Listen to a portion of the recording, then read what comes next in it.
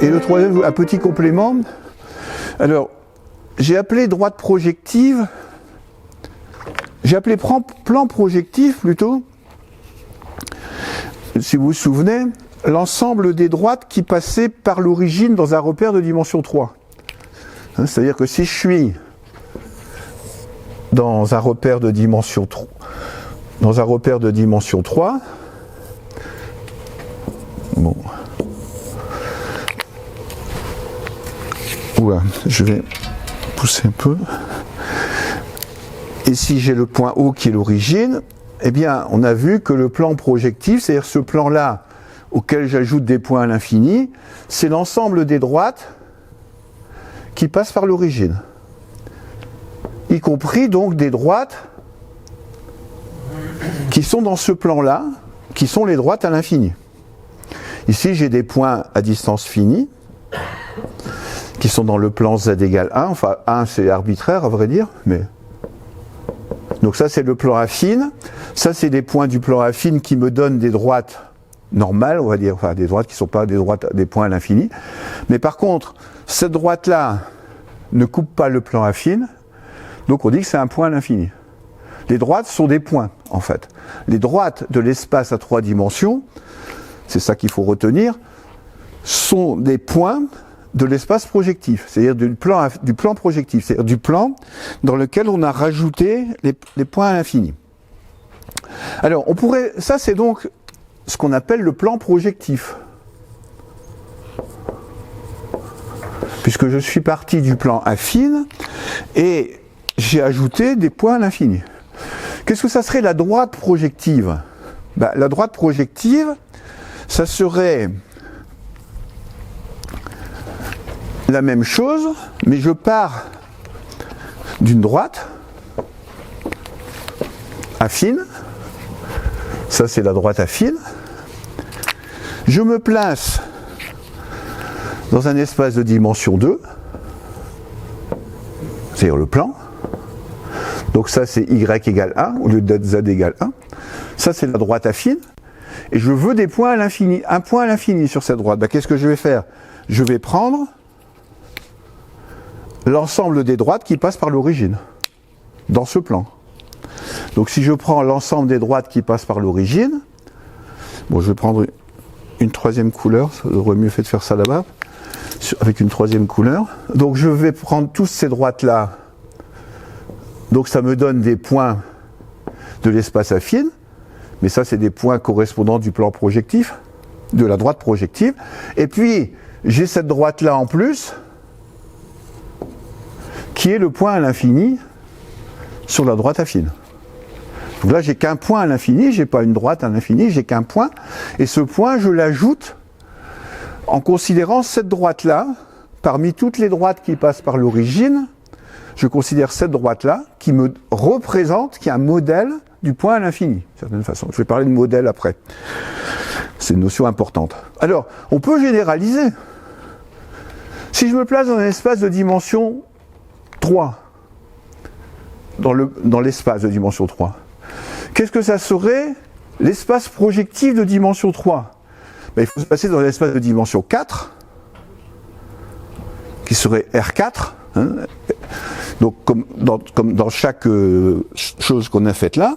Si maintenant, au lieu d'avoir, au départ je me suis placé dans R2,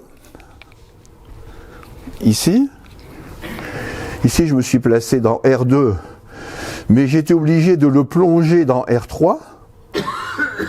Ici c'est affine, ici c'est projectif, ici c'est des points, là c'est les droites, mais les droites sont des points de l'espace projectif. Bah ici j'étais dans R2,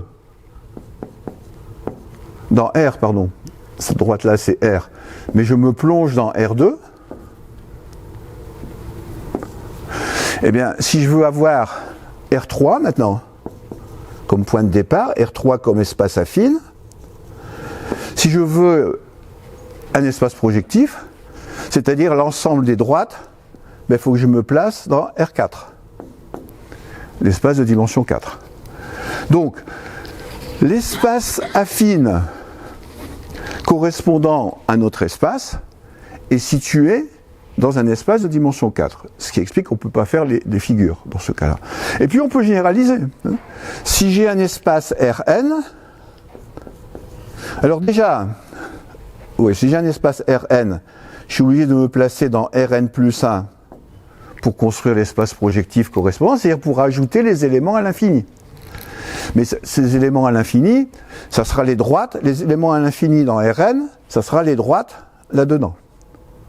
Enfin, pardon, les points projectifs de Rn, les points qu'on ajoute à Rn pour avoir des éléments à l'infini, ça sera les droites de Rn plus 1. Et puis on pourrait imaginer, même dans un espace de dimension infinie, alors j'ai noté là que c'est le cas de la mécanique quantique. En mécanique quantique, l'espace des états est un espace de dimension infinie. Bon ben là, on le plonge dans un espace de dimension infinie, mais ça ne change rien, puisque le fait d'ajouter une dimension, ça reste infini. Enfin, ça reste infini. Oui, ça reste infini dans le cas où on a des n qui sont des nombres entiers. Hein. Donc, mais en tout cas, c'est espace projectif. La mécanique quantique, quand on écrit les équations, on l'écrit dans un espace de dimension infinie, qui est un espace projectif, qui est le projectivisé de l'espace de Hilbert des états. Bon, voilà. Donc le principe général, c'est que, alors ça c'est une très grande, une avancée, je ne sais pas s'il faut dire ça, mais disons un point très important du point de vue de la théorisation, c'est-à-dire qu'au départ, ce truc très particulier qui était la perspective et le fait de travailler dans un plan projectif, donc si on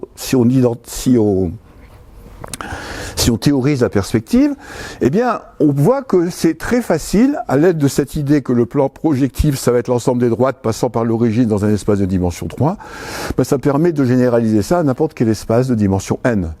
Ce qui fait qu'on aura des coordonnées projectives à n variables, ou à n plus une variable, puisqu'il faut ajouter 1, et on pourra résoudre des équations, comme on a fait tout à l'heure, en homogénéisant les polynômes, etc. Donc on a un procédé unifié pour faire de la géométrie algébrique, c'est-à-dire sur les polynômes, dans des espaces de dimension quelconque. Et ça, c'est dans ce cadre-là qu'est écrite toute la géométrie algébrique, c'est-à-dire l'étude des courbes représentées par des objets représentés par des équations polynomiales en dimension n. Voilà. Alors, ça termine cette introduction des cours que j'ai fait jusqu'ici plutôt, concernant les préalables à la géométrie non euclidienne. Donc aujourd'hui, on va rentrer un peu plus dans ce qu'est la géométrie euclidienne. Alors aujourd'hui, ce que je vais faire pas mal, c'est reprendre un cours que j'avais fait l'an dernier, puisque certains d'entre vous n'étaient pas là l'an dernier, et que je pense que c'est bien de se rafraîchir un peu la mémoire. C'est-à-dire reprendre, ce que je vais faire aujourd'hui, c'est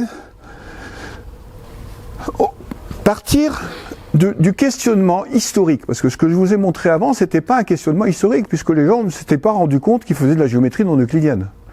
Ils avaient construit des espaces projectifs, d'une certaine façon, mais c'est de la géométrie non euclidienne, comme je l'ai expliqué avant, mais c'était pas considéré comme ça, parce que le questionnement initial, ça n'était pas ça. Le questionnement initial, c'était les axiomes d'Euclide.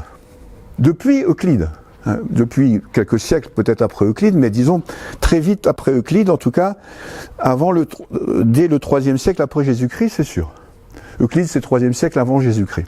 Alors, j'ai fait un préalable, c'est parler de la notion de modèle et de théorie.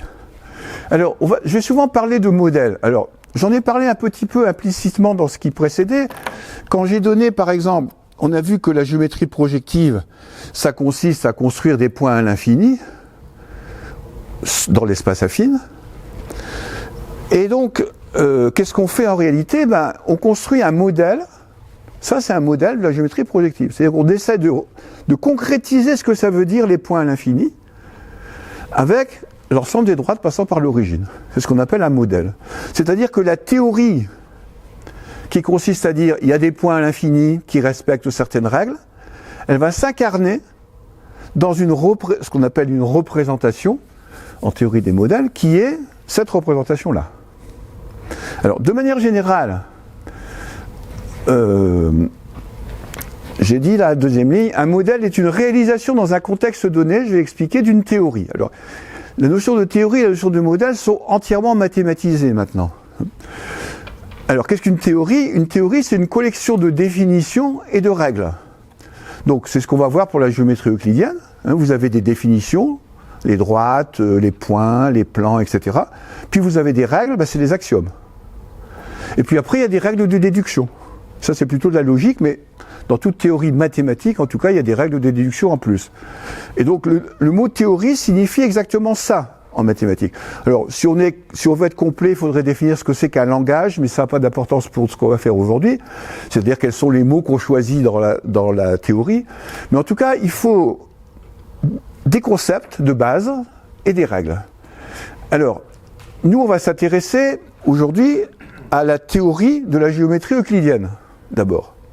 Donc la théorie de la géométrie euclidienne, c'est les points, les droites, je vais vous donner après le détail, et puis les axiomes. Sauf que on va voir que les axiomes, on les choisit comme on veut. Donc la question qui va se poser, c'est est-ce qu'on a besoin du cinquième axiome, celui des droites parallèles? En tout cas, est-ce qu'on en a besoin en tant qu'axiome? Est-ce qu'on ne peut pas le démontrer à partir des autres? On va voir ça après.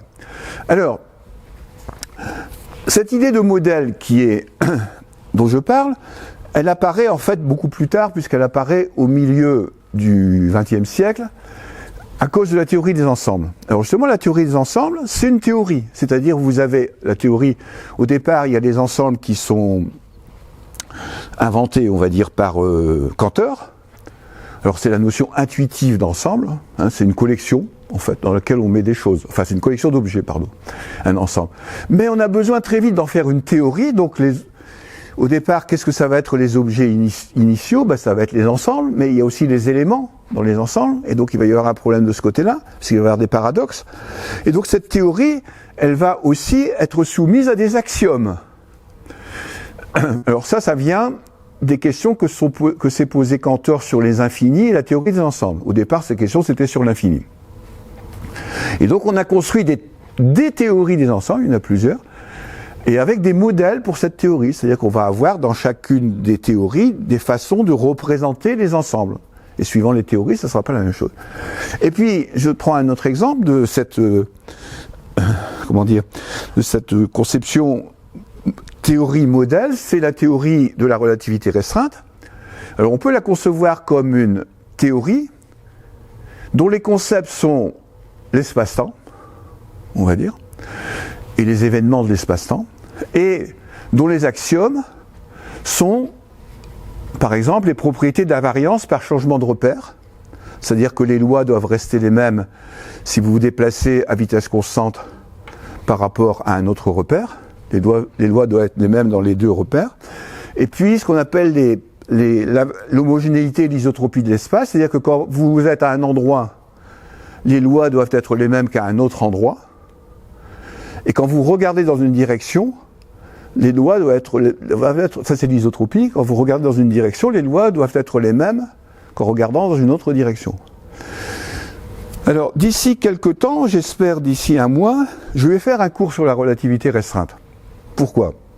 Alors je ne suis pas physicien et je sais qu'il y a beaucoup parmi vous qui sont physiciens, donc je vais prendre un peu de risque là. Pourquoi? Parce que, d'abord, parce que aujourd'hui et la semaine prochaine, on va aboutir dans la géométrie non euclidienne à un modèle de l'espace qui est un modèle non euclidien, qu'on appelle le modèle de Minkowski, en géométrie non euclidienne donc, et on va voir, et justement, la relativité restreinte, pas la relativité générale, la relativité restreinte est basée sur ce modèle. C'est-à-dire que dans la relativité générale, dans la relativité restreinte, on est obligé d'abandonner le modèle euclidien pour des raisons qui sont liées à cette théorie-là. C'est-à-dire que la relativité restreinte, c'est une théorie de l'espace-temps. D'abord, il faut qu'il soit l'espace-temps, pas l'espace et le temps, il faut que ça soit ensemble, et il faut qu'il y ait ces règles, c'est-à-dire ces axiomes. Alors, je vais essayer de vous montrer d'ici un mois, ou peut-être un peu plus, que, contrairement à ce qui s'est passé dans l'histoire, comment ça s'est passé pour la relativité restreinte? Il y a eu des expériences qui ont montré que la lumière ne se comportait pas de la même façon que le reste des objets dans l'univers. Par exemple, pour Newton et Galilée, on a ce qu'on appelle le principe de relativité galiléenne, c'est-à-dire que si vous vous déplacez dans un repère, vous êtes dans un repère, puis il y a un autre repère qui se déplace, enfin, si vous vous déplacez par rapport à autre chose, eh bien les lois à vitesse constante, les lois doivent être les mêmes. Bon.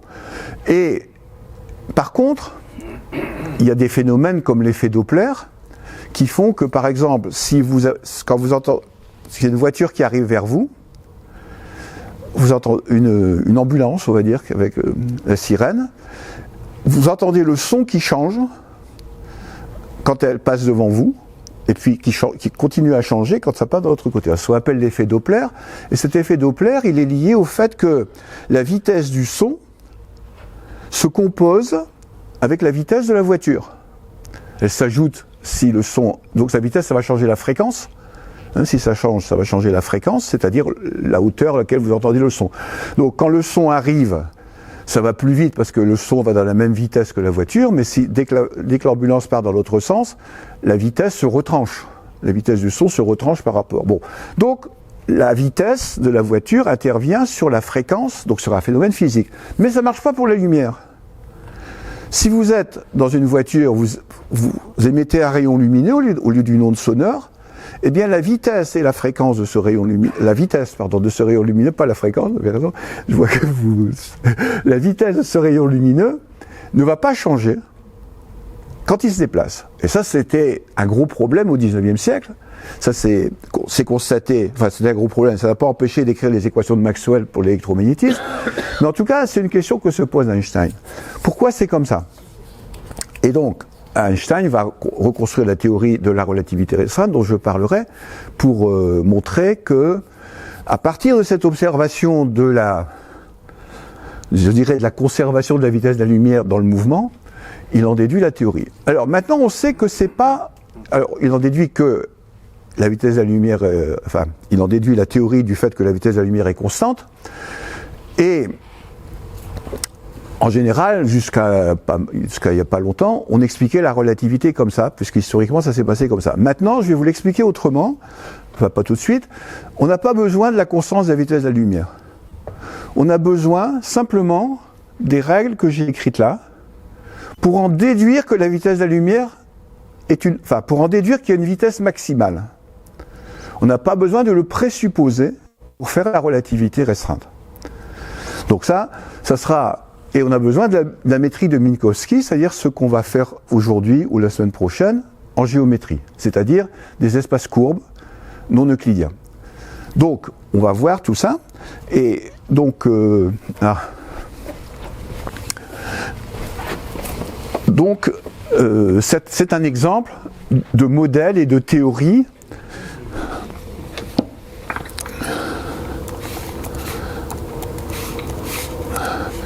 voilà.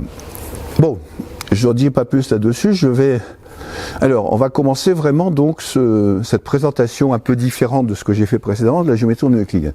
Voilà un peu le schéma de ce qui s'est passé dans l'histoire. Au départ était Euclide, là-bas tout en haut, qui construit une théorie de la géométrie de son époque. Et il va y avoir deux chemins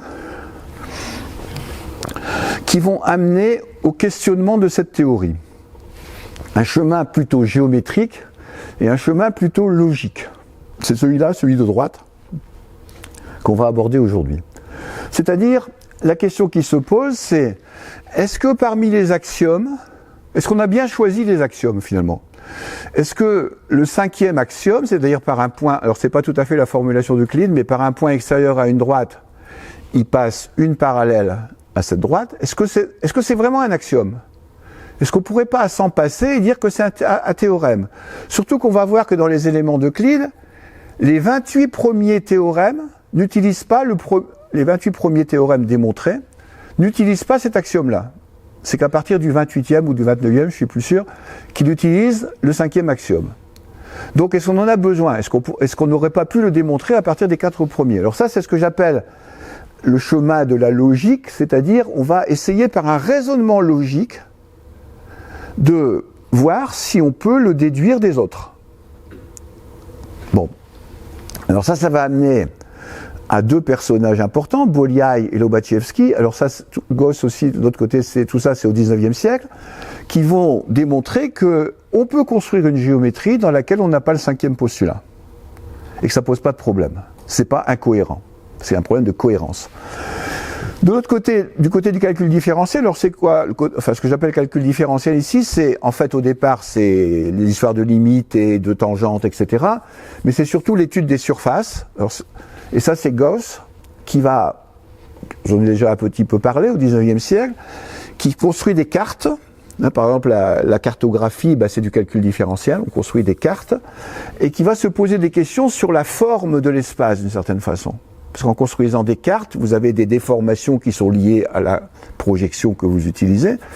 Et Gauss, à l'époque de Bolyai et de Lobachevsky, va lui aussi se poser le problème du cinquième postulat, mais dans ce cadre de calcul différentiel. Et puis, il va aboutir à peu près aux mêmes conclusions que Bolyai et Lobachevsky. Mais par un chemin différent, par un chemin plus géométrique, je dirais. Tout ça, ça va converger vers Beltrami, on va dire. Beltrami, c'est un mathématicien donc du 19e siècle, fin du 19e, qui va lui montrer que on peut trouver un modèle de géométrie, c'est-à-dire finalement une espèce de figure, d'objet, sur lequel on a de la géométrie non euclidienne, c'est-à-dire sans le cinquième postulat. Et puis ça va être développé par ces personnages et d'autres que j'ai pas tout mis, Klein, Riemann, Poincaré. Donc ça, c'est l'objectif de ce qu'on va faire à partir d'aujourd'hui. Alors, la question fondamentale, c'est celle-ci. Je reviens là-dessus. Étant donné une droite et un point M, est-ce qu'il existe une droite unique passant par M, une droite D? Non, pardon. Étant donné une droite D et un point M qui n'appartient pas à D, est-ce qu'il existe une droite unique passant par M et ne coupant pas D? Alors, la réponse intuitivement, c'est oui. Si vous posez la question à n'importe qui, j'en sais rien, mais quelqu'un qui fait qui dessine, quoi, en fait, quelqu'un qui dessine sur du papier, il va vous dire oui. Mais, en fait, c'est ce qu'ont pensé tous les mathématiciens jusqu'au 19e siècle, sans exception. Ils ont pensé que c'était vrai. Alors la question, c'est pourquoi c'est vrai?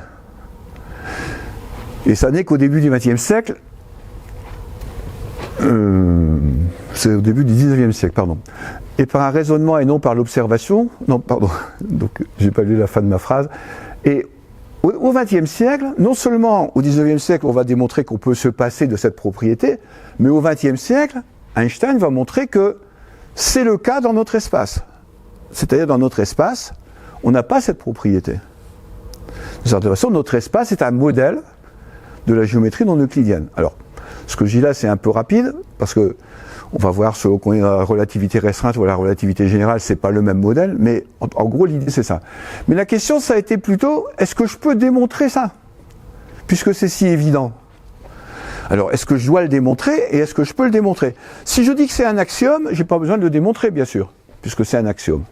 Mais, très vite, il y a eu dans l'histoire des mathématiques des gens qui se sont posé la question, est-ce que je peux le démontrer? Alors, je vais vous donner quelques citations pour vous montrer à quel point cette idée que la géométrie euclidienne était la seule vraie était quasiment une religion jusqu'au XIXe siècle. Vous avez Maïmonide, qui est un penseur d'origine, je ne sais pas, il vivait en Espagne en tout cas. Même Dieu, bien qu'il soit tout-puissant et qu'il jouisse d'une liberté infinie, n'aurait rien pu créer qui aurait contredit la logique d'Aristote et la géométrie d'Euclide. Ah donc, l'idée c'était, vous n'allez quand même pas vous attaquer à la géométrie d'Euclide, quoi, parce que Dieu, il peut même pas lui le faire. Après, Dostoïevski, donc là, on n'est pas dans le domaine mathématique vraiment, hein. Dans les frères Karamazov, il dit, il faut noter pourtant que si Dieu existe, il a créé vraiment la Terre, il l'a faite d'après la géométrie d'Euclide. Cependant, il s'est trouvé encore des géomètres et des philosophes pour douter que le monde a été créé sur les principes d'Euclide. Voilà. vous voyez que quand même, on est convaincu que c'est vrai, quoi. Il n'y a pas de problème avec la géométrie d'Euclide. Alors, ça c'est, disons, les précédents, là, ce sont des convictions quasiment religieuses. On parle de Dieu à chaque fois. Maintenant, il va y avoir les convictions logiques. Enfin, logiques plus ou moins. Par exemple, Saccheri, en 1733, qui écrit un livre qui s'appelle « Euclide lavé de toute tâche », c'est-à-dire qu'il essaie de démontrer que Euclide avait raison de mettre ce cinquième postulat, quoi, en fait. Et il dit, alors, ce qu'on appelle l'hypothèse de l'angle aigu, on va le voir après, l'hypothèse de l'angle aigu est absolument fausse, qu'elle répugne à la nature de ligne droite. C'est-à-dire que, il dit que si on n'admet pas le cinquième postulat, eh ben, ça répugne à la nature de la ligne droite, en fait. La ligne droite ne peut pas être comme ça. Parce qu'en fait, on va voir que si on ne prend pas le cinquième postulat, la ligne droite ne peut pas être droite. Ça va être ça un peu l'idée. Mais il dit que c'est pas possible. Alors, ensuite, il y a Farkas Bolyai, qui est le père de celui dont j'ai parlé tout à l'heure, qui s'appelle János Bolyai. Il écrit une lettre à son fils. Farkas Bolyai est un ami de Gauss. Et Gauss l'a mis en garde, il est mathématicien aussi, Farkas Bolyai. Gauss l'a mis en garde contre le fait que, d'une certaine façon, étudier les géométries qui ne respecteraient pas le cinquième postulat, bah, ça rend fou, quoi, en gros. C'est-à-dire que c'est une impasse complète. Et donc, Farkas, et comme le fils de Farkas Bolyai s'intéresse à ça, Farkas écrit à son fils, il ne faut pas tenter cette approche des parallèles, ça dont je viens de parler. Je connais ce chemin jusqu'au bout, j'ai traversé cette nuit sans fond qui a éteint toute lumière et toute joie de ma vie. Je vous en prie, bon, il vous voyait son fils, mais c'était comme ça à l'époque, laissez la science des parallèles tranquille. Donc il lui dit, faites attention, il ne faut pas se sacrifier pour la vérité, il ne faut pas devenir un martyr pour ça. Et je me suis retourné en arrière, quand j'ai vu qu'aucun homme ne peut atteindre le fond de cette nuit, je me suis retourné sans consolation, en me plaignant de moi-même et de toute l'humanité. Donc c'est vraiment très dangereux de se poser cette question, quoi, en fait. Bon, c'est un mathématicien, lui, par contre, hein, énormément sur cette question. Alors, on verra que Gauss, c'est un peu particulier par rapport à ça.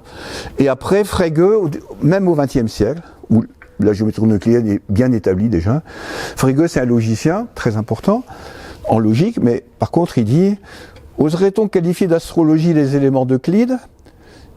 Mais si on ne l'ose pas, c'est cette géométrie non euclidienne qui est classée parmi les pseudosciences, astrologie et alchimie, quoi, en fait. » Donc lui, il considère que c'est pas une science, la géométrie non euclidienne. Bon, et puis enfin, les gens qui vont réussir, ceux qui vont admettre l'existence de la géométrie non euclidienne, enfin certains, ça c'est des citations de quelques-uns. Donc János Bolyai, c'est le fils de Farkas, il dit à partir du néant j'ai créé un nouveau monde, parce qu'il a conscience qu'il a construit quelque chose à partir des éléments d'Euclide, qui est donc l'ensemble des éléments d'Euclide moins le cinquième postulat, et que ça fonctionne. Et puis Poincaré, qui lui explique que en fait, que les axiomes, c'est, d'une certaine façon, quelque chose qu'on choisit. C'est-à-dire, une géométrie ne peut pas être plus vraie qu'une autre, elle peut simplement être plus commode. Donc on peut changer de géométrie, selon l'objectif que l'on a. Ce qui justifie le fait qu'il y a des géométries non euclidiennes. Il suffit de changer de géométrie, on est dans un monde différent, et les axiomes sont des conventions, ce ne sont pas des faits expérimentaux. Alors contrairement à ce que pensaient les gens pensaient que l'histoire de la parallèle c'était un fait expérimental. On le voit. Bon. Et puis enfin un physicien, Eddington, c'est lui qui a fait l'expérience de la preuve de la relativité restreinte, de la courbure de l'espace, en 1919 je crois, avec une éclipse et on voit la déviation des rayons lumineux autour du Soleil. Donc ça prouve que l'espace est courbe. La libération du carcan de l'espace et du temps était l'inspiration du poète et du mystique, mais ce sont les mathématiques qui l'ont réalisé. Bon. C'est notre façon de voir les choses dans les mathématiques. Alors, les éléments d'Euclide. Alors, je vais d'abord vous les montrer, alors pas l'original, alors là il faut Voilà, les éléments d'Euclide.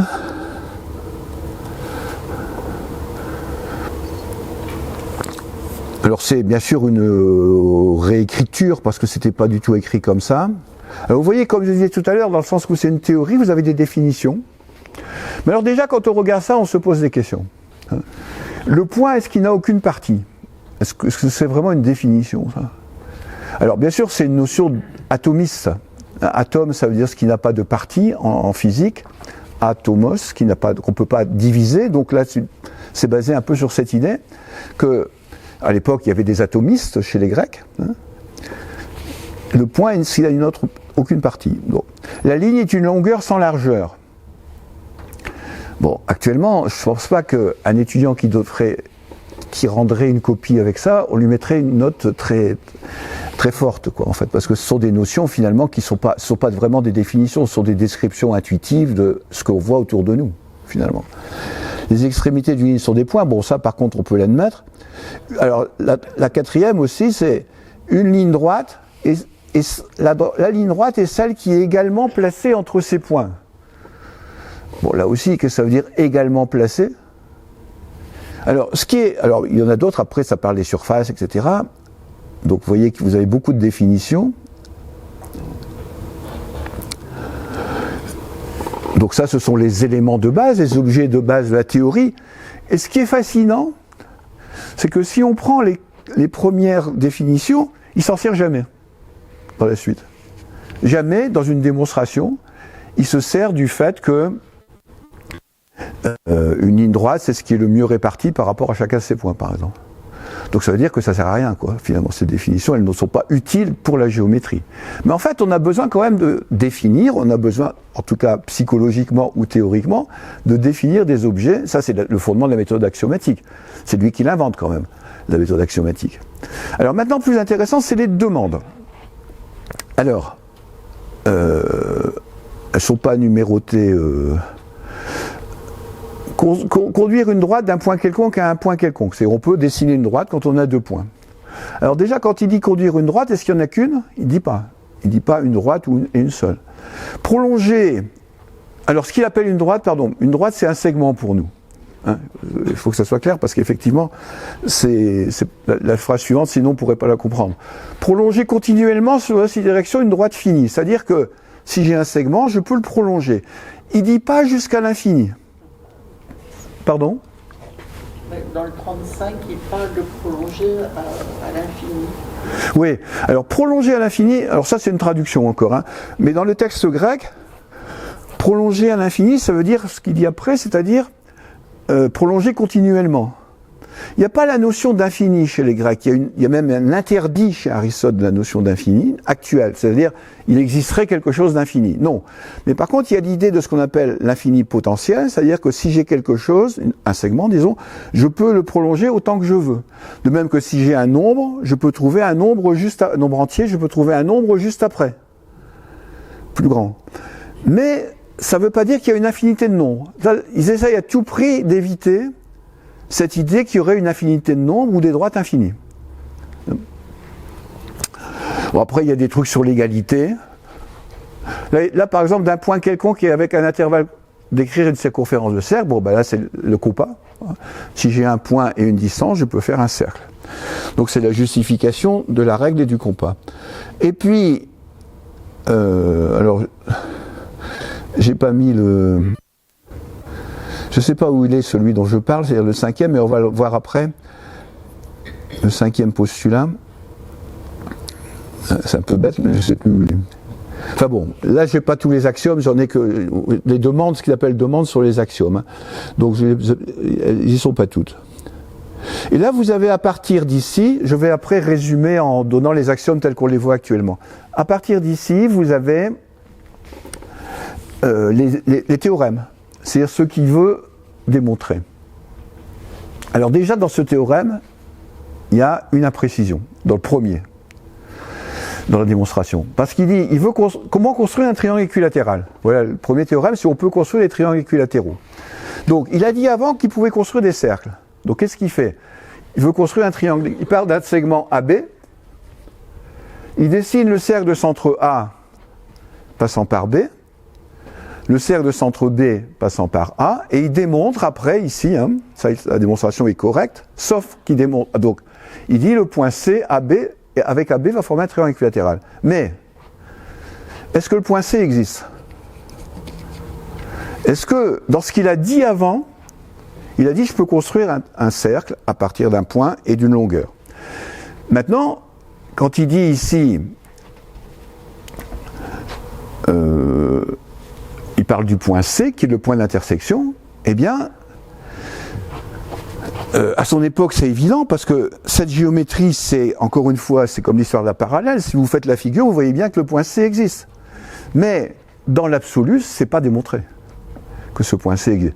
Je peux vous donner un exemple, mais qui, bien sûr, ne correspond, encore que, on pourrait dire qu'ils auraient pu y penser, peut-être, à cette époque, mais disons que, pourquoi le point C existe? Le point C existe parce qu'il suppose que, même si c'est anachronique ce que je vais dire, il suppose qu'il travaille dans un plan dans lequel les nombres sont des nombres réels.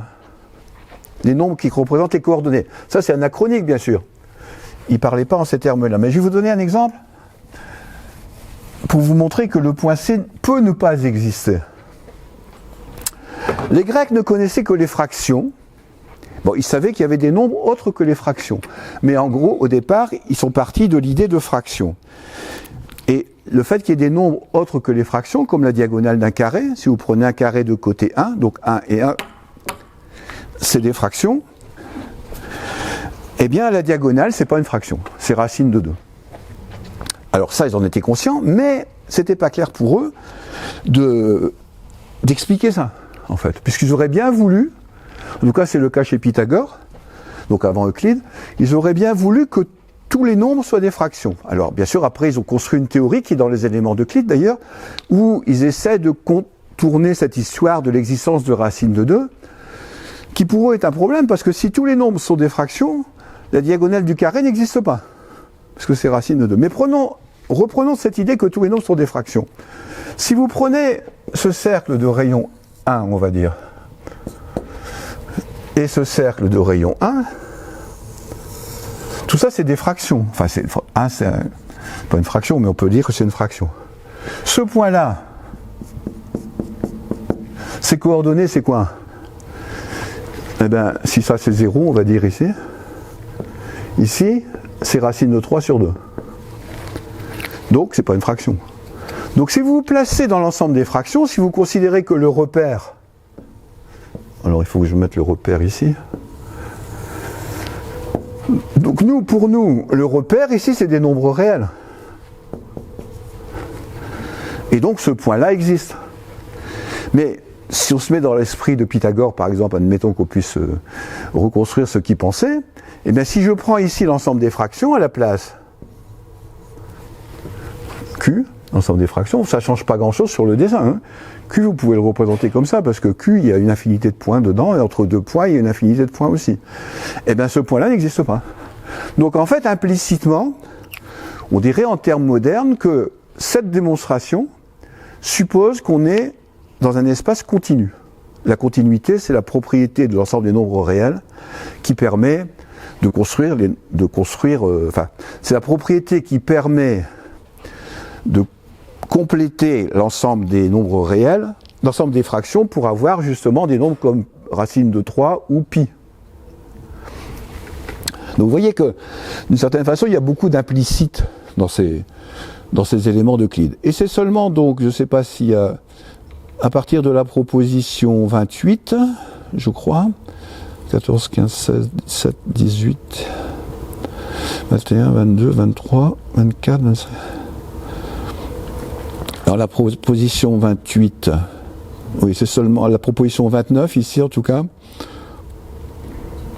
Oui, alors, ça c'est le théorème sur les angles alternatermes. Là, il se sert du cinquième postulat, mais pas avant. Alors, revenons à quelque chose d'un peu plus synthétique sur les éléments. Alors, c'est un peu petit, donc je vais d'abord l'expliquer comme ça. Les 4 premières définitions, c'est ce que j'ai dit tout à l'heure, ne permettent pas de décider rigoureusement ce qu'est un point et ce qu'est une droite. Par exemple, il ne dit jamais qu'une droite ou un segment, c'est le plus court chemin d'un point à un autre. Il ne se sert jamais de ça. La définition du cercle, qui est dans la définition K, ne suffit pas pour justifier l'existence. Alors, ici, donc il faut quand même que je le montre, même si effectivement c'est pas très visible. Alors, voilà les demandes. Oui, c'était la 10 et la 11 que je ne retrouvais pas. Alors, la 1, je le lis parce que c'est peut-être un peu petit, hein, mais je ne peux pas l'agrandir plus. Conduire une droite d'un point quelconque à un point quelconque, donc c'est tracer un segment, si j'ai 2 points, prolonger continuellement, etc., d'un point quelconque et avec un intervalle quelconque d'écrire une circonférence de cercle, ça c'est le 3e axiome, ça ce sont les axiomes. Hein. Le 4e, tel qu'on les a reconstruits actuellement, hein. Tous les angles droits sont égaux, alors ça peut paraître surprenant, mais il faut se poser la question, qu'est-ce que ça veut dire un angle droit pour lui? Un angle droit, c'est construit avec la bisectrice d'un angle plat. Donc les angles plats, pour lui c'est évident que c'est ça. Sur un cercle, par exemple, ça ne peut pas exister, mais enfin bon, il ne se pose pas cette question-là. Vous prenez la bisectrice, parce qu'on peut construire la bisectrice avec ces définitions-là, et ça c'est un angle droit. Et il ne dit pas c'est un angle de 90 degrés, ou de... ça n'existe pas, enfin si ça existait les degrés, je ne sais pas comment ça s'appelait chez les Grecs, mais en tout cas, ce n'est pas par rapport à la mesure, c'est par rapport à une construction qui définit ce que c'est qu'un angle droit. Et puis enfin, le 5e postulat, qui n'est pas tout à fait celui que l'on a, et dont j'ai parlé depuis tout à l'heure, et qu'on a actuellement en tête, qui est un peu plus général, mais on va voir après qu'on peut démontrer que c'est la même chose, c'est si j'ai une droite qui est coupée par 2 autres droites, qui font avec la première des angles aigus, enfin des angles aigus, oui, mais dont la somme est inférieure à 2 droits. Donc du même côté de la droite, si je construis des demi-droites, on pourrait dire, avec A plus B inférieur, alors en termes modernes, à 180 degrés, alors ça se coupe ici, en un point M. C'est ça le 5e postulat chez Euclide. On peut en déduire celui dont j'ai parlé depuis le début. On va le voir tout de suite, de toute façon. Donc vous voyez qu'il est énoncé, alors là j'ai donné une forme visuelle à ça. Là c'est le segment qu'on peut, ça c'est l'axiome 1, là c'est les angles droits sont égaux, le segment qu'on peut continuer, la construction d'un cercle, et puis ce que je viens d'écrire là. Voilà les 5e postulats. Alors vous voyez qu'il y a une espèce de dissymétrie, même à la façon dont c'est écrit. Si je prends le postulat, alors on va les appeler 1, 2, 3, 4, 5, hein, pas 10 et 11. 10 et 11 c'est pour respecter ce qu'il y avait dans Euclide en fait. Si je prends ces postulats, vous voyez qu'il y a une dissymétrie dans l'écriture. Le 5e il est beaucoup plus long que les autres. La formulation est beaucoup moins évidente. Hein, c'est beaucoup moins évident de comprendre ça que de comprendre les 4 premiers. C'est là que commence le problème. Pourquoi on a besoin d'un axiome aussi compliqué, qui n'est pas immédiatement perceptible, en tout cas il faut un peu se creuser la tête pour regarder ce qu'il a voulu dire, qui n'est pas facile à écrire, beaucoup plus difficile à écrire en tout cas que les 4 premiers. Pourquoi on a besoin? Est-ce que c'est vraiment une nécessité? Est-ce qu'on ne peut pas faire autrement, se passer du 5e et le démontrer donc à partir des 4 premiers, puisqu'on veut conserver la méthode axiomatique? Il faut arriver à le démontrer par rapport aux définitions et aux 4 premiers. Alors, donc là je répète ce que j'ai dit avant. Alors, là aussi. Alors, le point sur lequel on va se baser, c'est si je nie le 5e postulat, est-ce que j'aboutis à une contradiction dans la géométrie? Donc c'est ce qu'on appelle une démonstration par l'absurde. Supposons que le 5e postulat soit faux, alors qu'est-ce que ça va entraîner comme contradiction? Voilà, c'est pour ça que je dis que dans mon tableau de tout à l'heure, c'était la partie droite que je vais appeler logique. On va se baser sur une argumentation logique qui est le raisonnement par l'absurde, que connaissaient les Grecs. Alors il y aurait beaucoup à dire sur le raisonnement par l'absurde. Les Grecs adoptaient la logique d'Aristote, une logique binaire, c'est-à-dire dans laquelle il y a le principe du tiers exclu, un énoncé est soit vrai, soit faux, et si on adopte le principe du tiers exclu, on a la démonstration par l'absurde. On peut en déduire la démonstration par l'absurde, c'est-à-dire la démonstration par contradiction.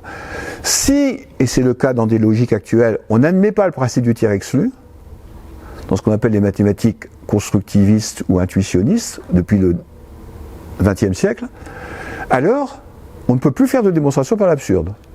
Ce qui invalide beaucoup de démonstrations grecques, puisque beaucoup sont faites par l'absurde. Ce qui n'invalide pas tous les théorèmes, parce que les théorèmes de la géométrie grecque qui sont démontrés par l'absurde, on peut quelquefois les démontrer autrement que par l'absurde, par une méthode constructiviste, qu'on appelle constructiviste. Donc, en tout cas, l'idée des mathématiciens entre le IIIe siècle, disons pour simplifier, et le XIXe siècle, ça veut dire, cet énoncé, il est vrai, personne ne dit qu'il est faux.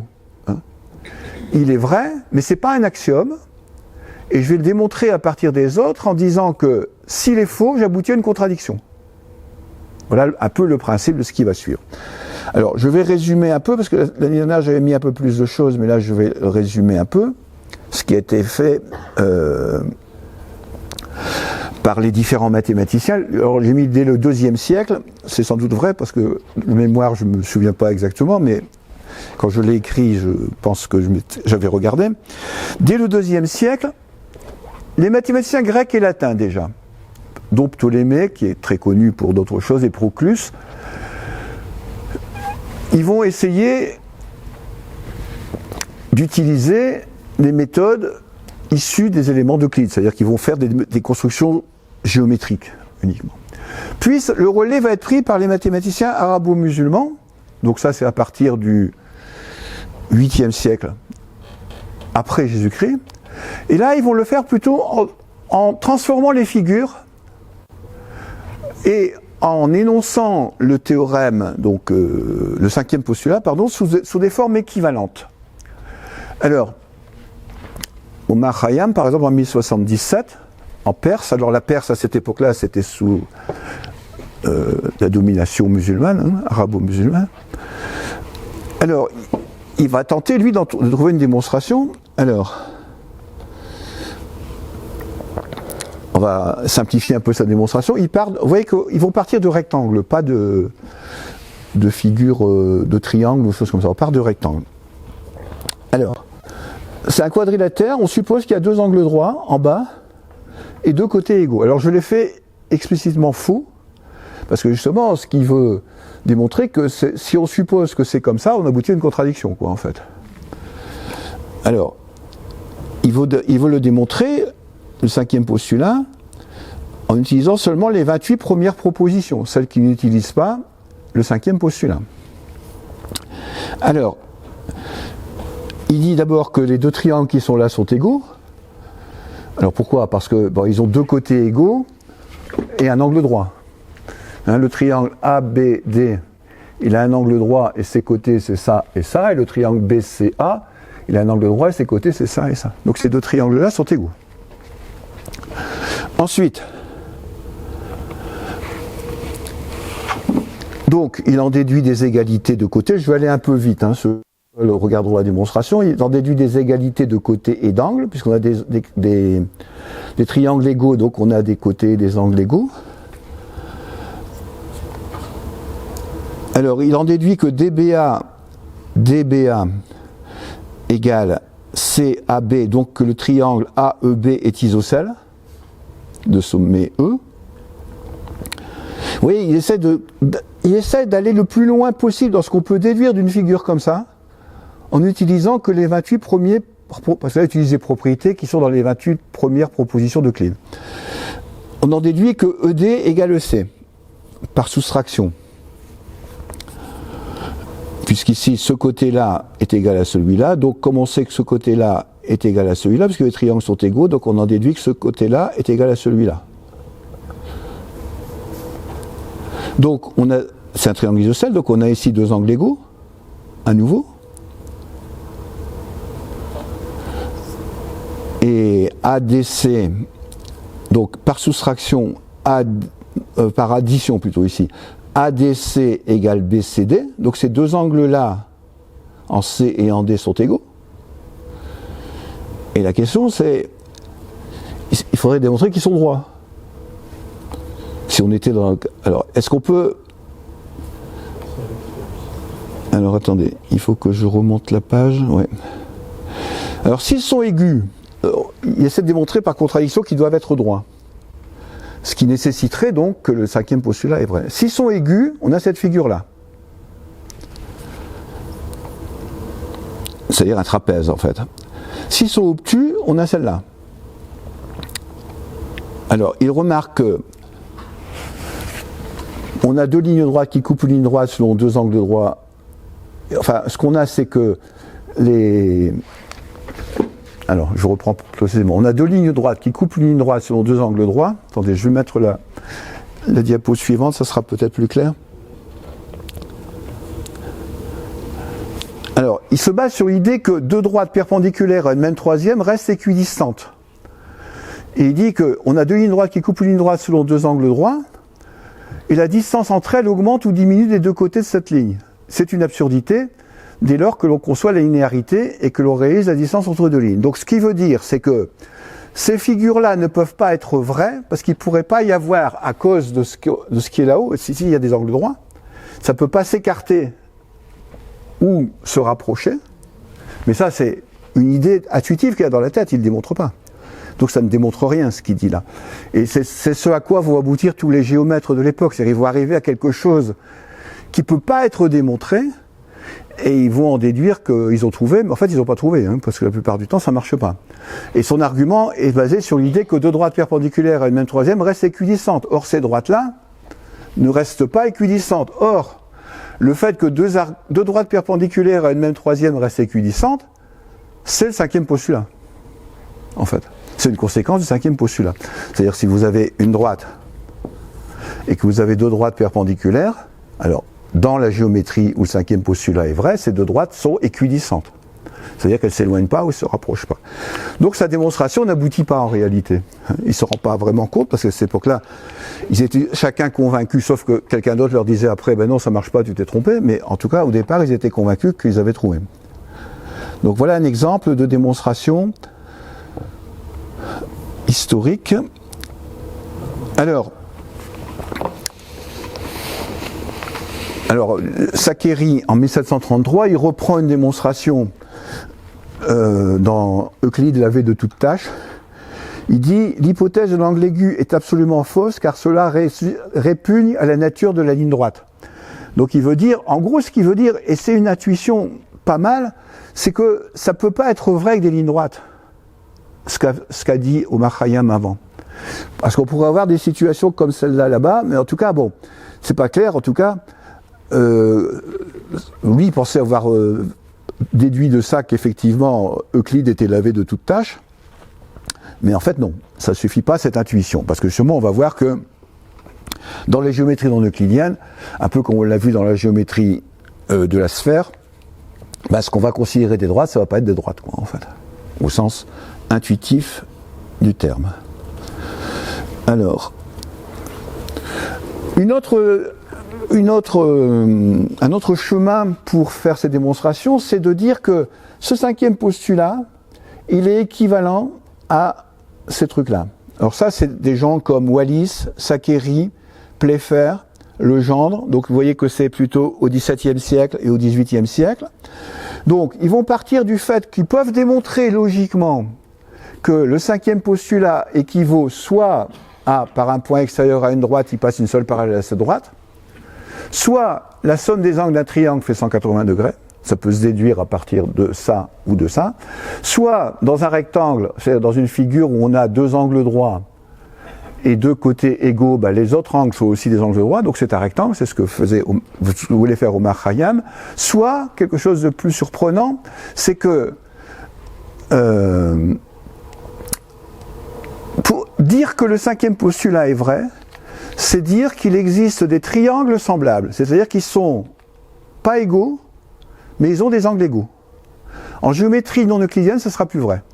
Tous les triangles semblables seront égaux. Autrement dit, vous pouvez en géométrie donc euclidienne, donc si vous vous basez sur le cinquième postulat, vous pouvez avoir des triangles comme ceux-là, qui ont des angles égaux, donc ils ont cet angle commun, cet angle-là égal à celui-là, cet angle-là, celui-là, mais ils ne sont pas égaux. Et ça, c'est supposer le cinquième postulat. Ils le démontrent. Bien sûr. Donc ils se disent, plutôt que de chercher à nier le cinquième postulat, c'est-à-dire à dire que si le cinquième postulat est faux, j'en déduis une contradiction, plutôt que de faire ça, je vais partir de ça comme cinquième postulat, ou de ça, ou de ça. Mais dans ce cas-là, ça ne marche pas non plus. Alors, tout ça, ça peut paraître négatif, mais pas tout à fait. C'est-à-dire que finalement, tous ces raisonnements qui ont duré quand même, on va dire, 15 siècles, ça va permettre d'avoir finalement quelques éléments positifs. Alors, premier élément, dans une géométrie euclidienne, enfin dans une géométrie, si on ne suppose pas le cinquième postulat, disons ça comme ça, si on suppose que dans un triangle, la somme des angles est inférieure à 180 degrés, alors dans tous les triangles, c'est vrai. Il suffit qu'il y en ait un qui soit comme ça, pour que tous soient comme ça. Un qui ne vérifie pas donc la géométrie euclidienne. Bon.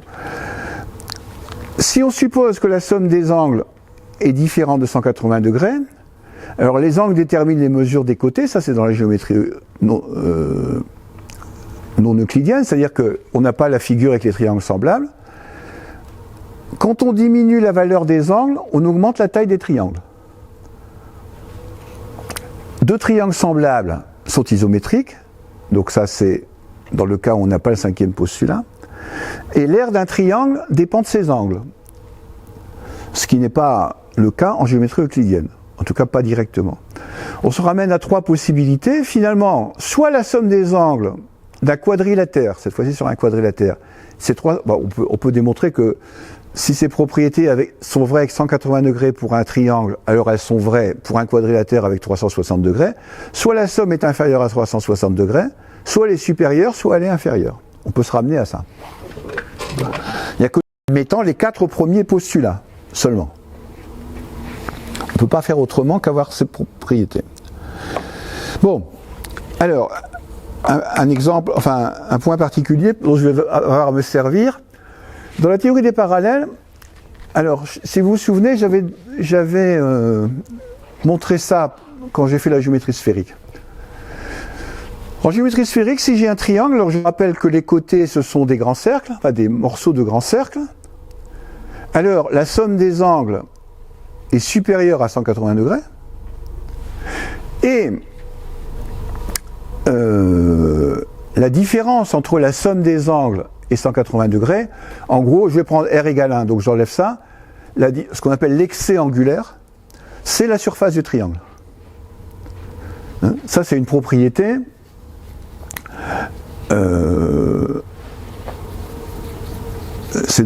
des triangles sur la sphère. Et lui, il va étudier le cas contraire, où la somme des angles serait inférieure à 180 degrés.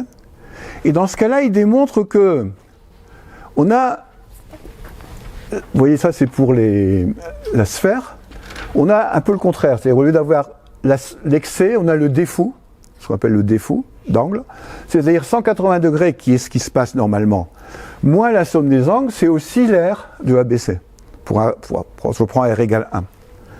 Et il remarque une chose, c'est que, alors ça c'est bien connu, mais ça c'est une supposition, dans le cas où on aurait une géométrie avec la somme des angles inférieure à 180 degrés, il dit que s'il met, au lieu de R, il met I fois R, où I est le nombre complexe dont le carré est égal à 1, eh bien ça va donner I carré R carré, donc ça va donner moins R carré, donc ici il va y avoir un signe moins, donc on peut renverser ça et on obtient la même chose. Autrement dit, en passant au nombre complexe, la géométrie de la sphère, enfin, cette propriété de la géométrie de la sphère donne la propriété de quelque chose dans lequel la somme des angles serait inférieure à 180 degrés. Bon, je répète un peu pour pas aller trop vite. I, c'est le nombre qui est connu depuis le 16e siècle. C'est un nombre qui n'est pas un nombre réel, c'est un nombre qui vérifie I carré égale moins 1. Ce qu'on appelle un nombre imaginaire à l'époque, mais qu'on appelle maintenant un nombre complexe. Bon, j'en ai parlé un peu l'an dernier ou il y a 2 ans. Alors, si je mets I là-dedans, I carré, R carré, bon, je vais enlever le R. Non, il vaut mieux le laisser là. I carré, R carré, ça donne moins R carré, puisque I carré c'est moins 1. Donc ici, ça me donne moins R carré. Et ici, si je regarde cette formule-là, si j'inverse ceci, il faudrait que je mette un signe moins là, donc j'obtiendrai ce que je viens d'écrire là. Donc il y a quelque chose de bizarre là-dedans qui va être repris plus tard, dans la suite de la géométrie non euclidienne, d'intervention là des nombres imaginaires. Dans cette géométrie qu'on dirait à courbure négative. Celle-ci on l'appelle géométrie à courbure positive, alors on voit bien pourquoi. La courbure elle est comme ça. Et là c'est un col ou une selle de cheval. C'est une géométrie à courbure négative. On va voir pourquoi en détail après. Cette idée de courbure, c'est justement dans la géométrie différentielle. C'est-à-dire, c'est quand on étudie les surfaces, on voit qu'il y a des surfaces à courbure négative, des surfaces à courbure positive. Alors, je cite un texte que un livre dont j'avais déjà parlé, l'initiation à la géométrie. Lambert est ainsi virtuellement en possession d'une théorie plus générale que la géométrie euclidienne, mais il peut en prendre conscience. Alors, le modèle de la sphère imaginaire assure la cohérence logique de sa construction, mais comme pour lui, je résume un peu, comme pour lui, la géométrie, ça doit être lié à la physique, à ce qu'on voit, ben, il ne comprend pas pourquoi il y a des nombres complexes qui apparaissent. Parce que les nombres complexes, dans la géométrie, on utilise des nombres réels, quoi, à cette époque, bien sûr. Maintenant, c'est plus le cas. Alors, donc, il n'a pas réussi à en déduire quelque chose qui aurait été le premier exemple vraiment d'une théorie, d'une géométrie non euclidienne. Il n'a pas réussi. Alors le point, on fait le point à la fin du 19e siècle, au début du 19e siècle, pardon, on en est là. Donc je reprends ce que j'ai dit avant. On a essayé de démontrer que la nécessité du cinquième postulat, soit en déduisant des autres. Alors je dis problème de complétude et d'indécidabilité, c'est-à-dire, dans une théorie, si on a un système d'axiomes, la question c'est, est-ce qu'on a tous les axiomes nécessaires, ou trop, ou pas assez, même si on n'a pas assez, ça ne va pas marcher. Donc, c'est ce qu'on appelle le problème de la complétude. Est-ce que le système est complet? Donc la question qui se pose là, si je prends la géométrie non euclidienne, par exemple sans le cinquième postulat, est-ce que c'est un système complet?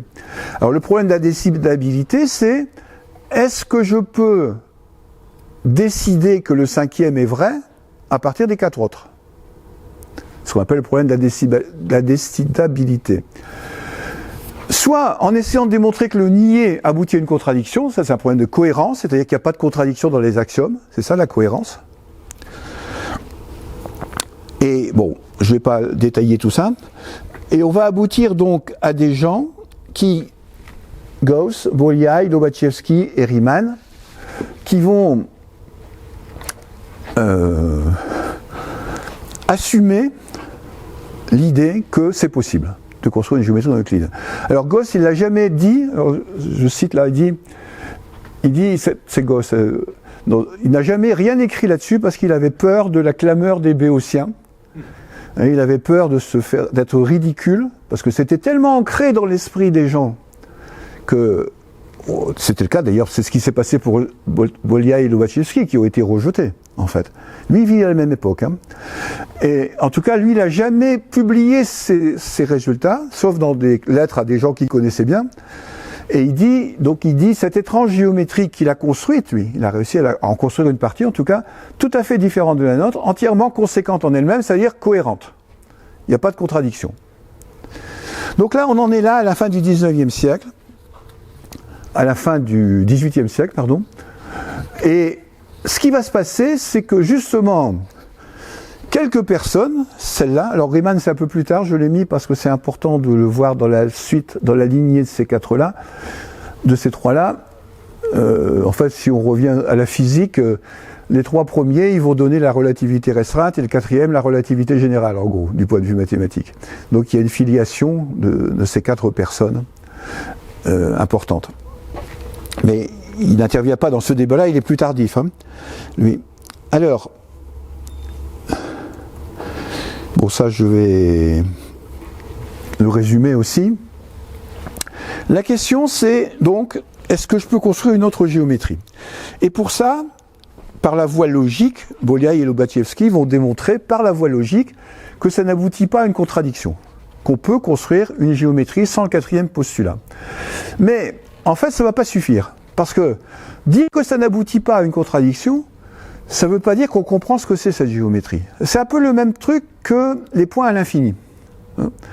Dans la géométrie projective, quand Girard Desargues, au XVIIe siècle, il dit « Pour comprendre la perspective, il faut admettre qu'il y a des points à l'infini, il faut construire des points à l'infini, et qu'il essaie de faire une théorie mathématique de ces points, de ces éléments à l'infini », eh bien, ça ne va pas être compris, d'ailleurs il ne va pas avoir de succès, parce qu'on ne voit pas ce que c'est les points à l'infini. Et c'est ce qui va se passer avec Bolyai et Lobachevsky. Ils vont dire « Je peux logiquement construire une géométrie dans laquelle le cinquième postulat est faux, mais il va montrer qu'on peut calculer des distances, qu'on peut calculer des angles, qu'on peut faire de la trigonométrie, etc. Mais sur quoi? Parce qu'en fait, c'est plus des droites, et il ne dit pas ce que c'est. Donc, ils vont démontrer, Bolyai et Lobachevsky, indépendamment l'un de l'autre, hein, ils vont démontrer que cette géométrie est cohérente, elle n'aboutit pas à une contradiction, mais en fait, ça ne va pas convaincre les gens parce qu'on ne voit pas ce que c'est cette géométrie. Et Beltrami, le premier qui va sortir de ça, c'est qu'il va montrer un objet physique géométrique, on va dire, qui est non euclidien. Ce qu'on appelle la pseudosphère de Beltrami, je vais vous la montrer tout de suite parce que là je vais devoir m'arrêter. Enfin non, j'ai encore un peu de temps, mais la pseudosphère de Beltrami, bon, c'est pas le seul truc qu'il ait fait, on va en parler en détail de Beltrami après. La pseudosphère de Beltrami, c'est un exemple. Alors, c'est ça, là-bas. Alors on peut voir mieux peut-être, je ne sais pas si j'en ai... je vais vous le montrer tout de suite. Parce que c'est vraiment important dans l'histoire. Vous dessinez cette courbe qu'on appelle une tractrice. Alors c'est une courbe qui est connue depuis longtemps. C'est-à-dire c'est la courbe obtenue comme lieu des points M, ensemble des points M. Quand n se déplace sur l'axe des x, et mn a une longueur constante. Vous cherchez à construire une courbe, vous partez d'un point n, et vous cherchez à construire une courbe, alors c'est la tangente mn. Hein. La tangente est la tangente a une longueur constante. Alors on obtient cette courbe, je n'ai pas écrit l'équation, c'est pas hyper compliqué, mais enfin bon, ça donne ceci. Et si vous faites tourner cette courbe autour de l'axe des x,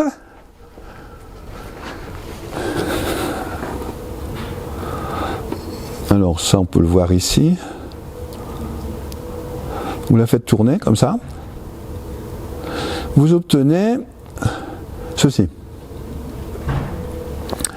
Alors ceci c'est ce qu'on appelle la pseudosphère. Alors pourquoi pseudosphère? Parce que justement c'est cette surface dans laquelle, si je remplace la formule de Girard en mettant des nombres complexes, j'obtiens la formule correspondante là-dessus. Alors, c'est une surface à courbure négative, sauf, il y a un problème, c'est qu'elle a un cercle de points singuliers. Il y a des points où ça va pas, quoi. C'est pas différentiel, il n'y a pas de tangente. Un peu comme lorsque vous avez quelque chose comme ça, là en haut, il n'y a pas de tangente. Et alors, donc partout ailleurs, c'est courbure négative, constante, la courbure est la même partout, et elle va jusqu'à l'infini, hein. Ça ne s'arrête pas là où j'ai mis. Elle a des propriétés particulières. Par exemple, elle va jusqu'à l'infini, mais sa surface et son volume sont finis. Donc, c'est un peu comme la sphère. La sphère, sa surface et son volume, c'est fini, sauf que la sphère ne va pas à l'infini. Donc, c'est l'équivalent de la sphère, c'est pour ça qu'on appelle ça la pseudosphère. Et Beltrami va faire de la géométrie là-dessus, et démontrer, alors je vais vous le faire la prochaine fois, et démontrer que sur cette surface, à condition de définir correctement ce que sont les droites, ce qui est assez compliqué, eh bien on va avoir une géométrie non euclidienne. C'est-à-dire qu'on va avoir une géométrie non euclidienne à courbure négative, c'est-à-dire dans laquelle par un point extérieur à une droite, il passe une infinité de parallèles à cette droite. Dans une sphère, par un point extérieur à une droite, il passe aucune parallèle, parce que les cercles se recoupent tout le temps. Mais là, il y en a une infinité. Donc ça, c'est le premier modèle, j'allais dire physique, mais géométrique, de la théorie de la géométrie hyperbolique, c'est-à-dire à courbure négative, dans laquelle la somme des angles est inférieure à 180 degrés. Ce problème, il y a une difficulté, c'est que, alors, il y a un point positif, c'est-à-dire que la courbure est la même partout. Alors, je crois que c'est -1 si on prend un rayon, la courbure dépend quand même du rayon, un peu comme pour le cercle, hein, comme pour la sphère. Donc, si on prend un rayon égal à 1 pour le, je suis pas tout à fait sûr, mais ça doit être ça, si on prend un rayon égal à 1 pour le cercle singulier, on a une courbure constante. C'est la même en tous les points, sauf au point où les deux parties se rejoignent, ce qu'on appelle un cercle de singularité. Et donc c'est quand même un problème, c'est-à-dire que ce n'est pas une courbe lisse, on dirait en mathématiques. Mais on peut démontrer, c'est un théorème de Hilbert, qu'il n'existe pas de surface libre, lisse, à courbure constante dans l'espace de dimension 3. Donc c'est normal qu'on ait une singularité, puisque dans l'espace de dimension 3, si je cherche une surface à courbure constante, la courbure doit être la même partout.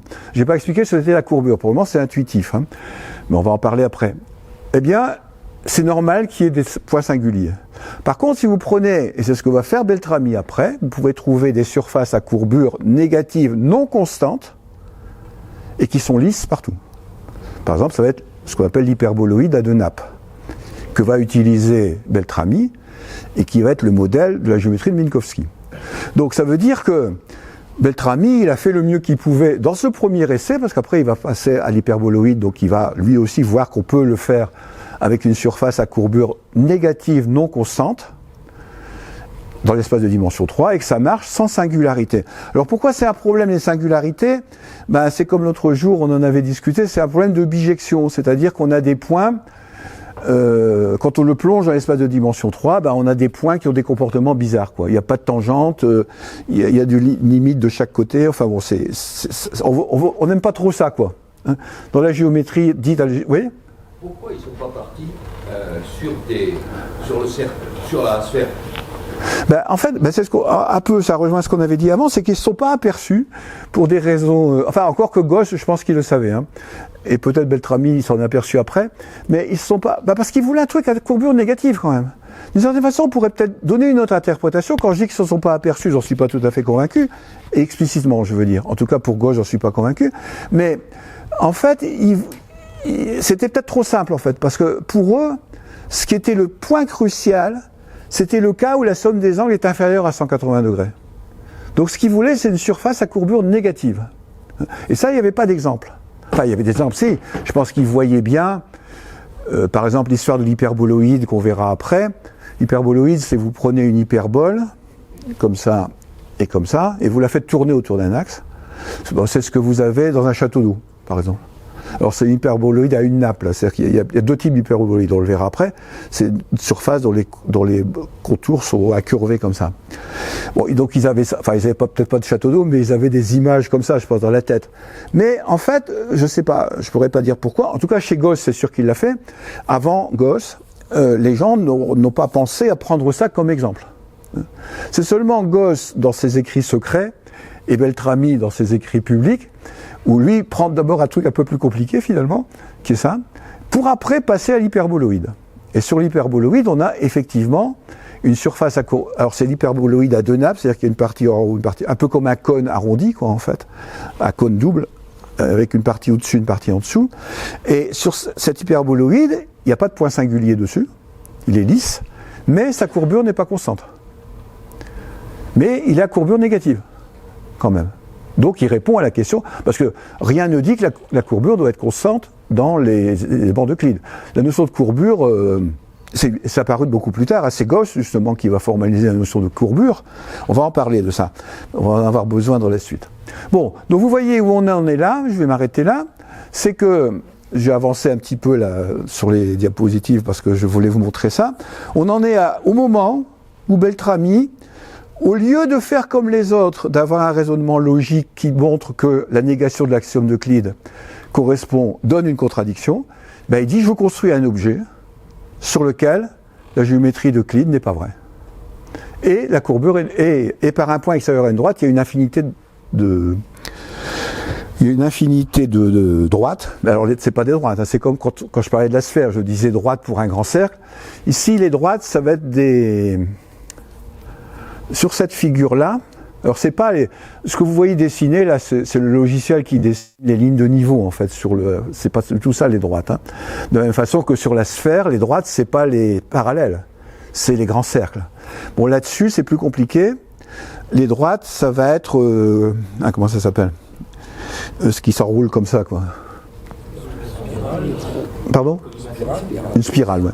Ça va être des spirales qui s'enroulent autour du truc là en fait. Et c'est très compliqué, je vous montrerai, il y a un site, je vous montrerai, alors je l'ai pas fait avec GeoGebra parce que c'est impossible à faire quasiment avec GeoGebra, mais il y a un site qui utilise un logiciel qui s'appelle DGPad, qui fait ces constructions là, donc on le voit, alors c'est assez compliqué là-dessus, et on n'y passera pas trop de temps, mais par contre quand on passe à l'hyperboloïde, alors là, les droites ça va être des hyperboles, donc ça c'est relativement clair, et on peut faire des figures. Là, on peut en faire aussi, hein, je vous montrerai, mais c'est très vite incompréhensible. Alors ça, c'est un problème qui va se présenter quand même parmi... Alors eux, ils vont convaincre les gens, hein. Beltrami va convaincre les gens que la géométrie à courbure dans laquelle le cinquième postulat n'est pas vrai existe. Ça va les convaincre. Mais il y a un problème, si on prend ça, c'est les dessins sont hyper compliqués, quoi, en fait. Et même sur l'hyperboloïde, vous allez le voir, l'hyperboloïde, je l'ai fait avec GeoGebra. Les dessins, par exemple, si on veut dessiner les hyperboles parallèles, ça devient vite illisible. Alors, qu'est-ce qui va se passer ? Ce qui va convaincre encore plus les gens, déjà, ils sont convaincus, là. Ils sont convaincus que la géométrie non euclidienne est consistante, c'est-à-dire qu'il y a des modèles. Il y a un modèle. Ça s'appelle la consistance. Hein. Il y a un modèle. Ce qui prouve qu'elle n'est pas contradictoire. Le fait qu'il y ait un modèle, ça prouve que c'est pas contradictoire. Ça, c'est un problème de logique. Mais les gens vont dire quand même c'est en dimension 3, quoi. Enfin, c'est en dimension 2 parce que c'est des surfaces, mais c'est plongé dans l'espace de dimension 3. Et comme les gens en veulent toujours plus, c'est une théorie de la consommation en mathématiques, les gens en veulent toujours plus, donc ils voudraient sur un plan. Eh ben, comment ils vont faire ? Ils vont faire des cartes. C'est-à-dire qu'ils vont projeter ça sur un plan, comme on l'a fait dans la cartographie, ils vont avoir des modèles plans de la géométrie non euclidienne. Et là, ça devient très clair, ce qu'on appelle le disque de Poincaré ou le demi-plan de Poincaré. Donc c'est 30 ans ou 40 ans plus tard. Et ça va donner donc des géométries non euclidiennes sur le plan, pas sur une surface courbe, sur un plan. Donc ça, c'est ce qu'on va faire un peu, enfin à mon avis dans un mois, pas dans 15 jours.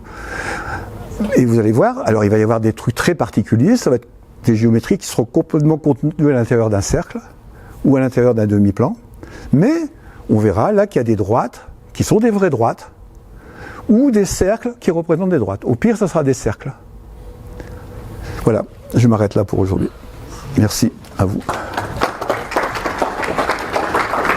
Si cette vidéo vous a plu, vous pouvez nous rejoindre à l'Université du temps libre de Tarbes et de Bigorre à l'adresse utl-tb.info. Et n'oubliez pas, si ce n'est déjà fait, de vous abonner.